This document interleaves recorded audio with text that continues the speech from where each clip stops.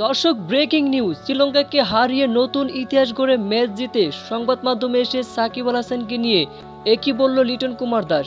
দর্শক, খবরের বিস্তারিত জানতে ভিডিওটি না টেনে শুরু থেকে শেষ পর্যন্ত দেখুন।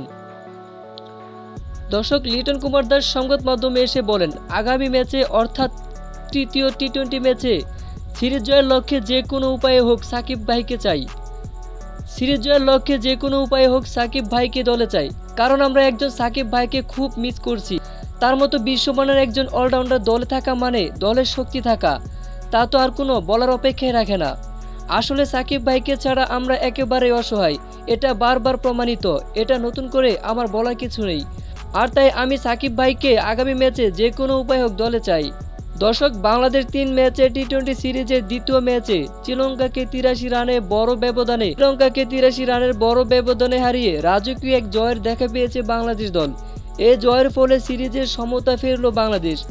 সিরিজ জয়ের আশাও বাঁচিয়ে রেখেছে টাইগাররা।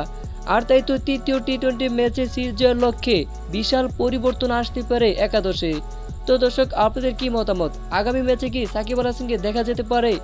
তা এই বিষয়ে কি মনে হয় আপনাদের, তা জানিয়ে দিন আমাদের ভিডিওর কমেন্ট বক্সে। ধন্যবাদ।